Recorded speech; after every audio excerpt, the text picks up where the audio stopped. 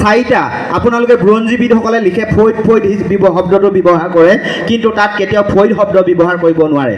কিন্তু কেলে এজন বাপেকৰ চাৰিজন পুতেকৰ কেতিয়াও ফৈদ হ'ব নোৱাৰে। চাৰিজন ককাই ভাই এটা থালৰ পৰাই আহিছে, ঠিক তেনেধৰণে আমি দিহিঙীয়া বংশটোৰ এটা থালৰে আপোনালোকে বৰ্তমান সময়ত ফৈদ শব্দটো লিখি ব্যৱহাৰ কৰি লিখিছে মই তুংখুঙীয়া ফৈদ, ক্ষমা কৰিব, মই নৈৰিক ফৈদ, মই বনডুং ফৈদ, মই ফিৰাম ফৈদ, মই টাঙুন্দৰা ফৈদ, মই কিবা ফৈদ। কিন্তু আপোনালোকে ফৈদ শব্দটো ব্যৱহাৰ নকৰিব।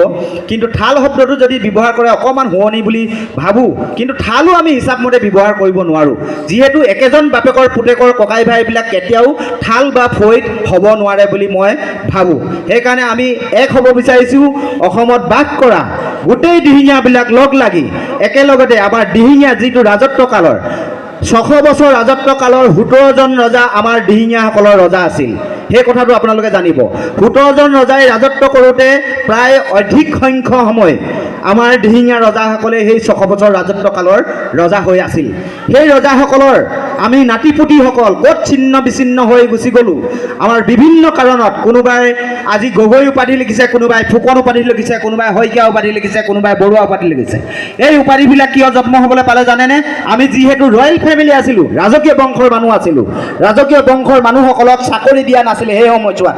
সেই সময়ছোৱাত ৰাজকীয় বংশধৰসকলক চাকৰি নিদিয়াৰ বাবদ তেখেতলোকে কিছুমানে চাকৰিৰ কাৰণে, সেই সময়ত বৰ ডাঙৰ পোষ্টটো আছিলে গাঁওবুঢ়া পোষ্টটো, সেই গাঁওবুঢ়া পোষ্টটোৰ কাৰণে ৰয়েল ফেমিলিৰ লোকসকলক গাঁওবুঢ়া পোষ্টটোৰ দায়িত্ব অৰ্পণ কৰা নাছিলে। সেইবাবে কিছু লোকে ফুকন লিখিলে, কিছু লোকে গগৈ লিখে, কিছু লোকে বৰুৱা লিখিলে। আজি আমি সেই সকলোবিলাক বিচাৰি পুংখানুপুংখভাৱে বিচাৰি উলিয়াই আমি এজন পুতেকৰ যে আমি দিহিঙীয়াসকল হয় সেই কথাষাৰ প্ৰমাণ কৰিবৰ কাৰণে আজি আপোনালোকেও ইমান কষ্ট কৰি আজি ইয়াত উপস্থিত হৈছে, আমিও ইমান কষ্ট কৰি একলগ হ'বৰ কাৰণে চেষ্টা কৰিছোঁ। কিন্তু তাৰ লগে লগে এই চেষ্টাখিনি কৰিবলৈ যাওঁতে আমাৰ কি কি কৰ্ম কৰিব লাগিব, কেনেধৰণে কৰিব লাগিব। আমি যে অকল ৰয়েল ফেমিলি বুলি কথা কৈ থাকিলেই নহ'ব, আমাৰ কাৰ্য কমিউনিকা, আমাৰ কৰ্ম, এই সকলোখিনি আমি ৰয়েল ফেমিলিৰ দৰে হ'ব লাগিব।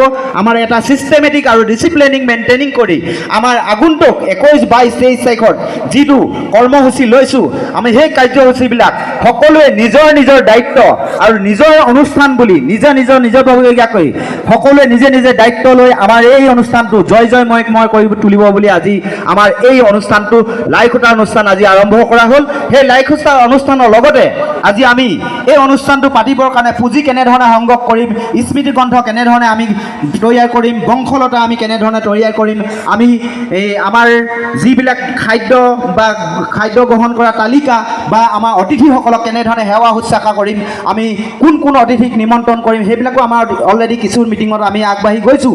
তথাপিও যদি কিছু লোক থাকি গৈছে, আমি সেই থকা কাৰ্যসূচীখিনি আজি এই সভাত যাতে আমি আগুৱাই লৈ যাব পাৰোঁ আৰু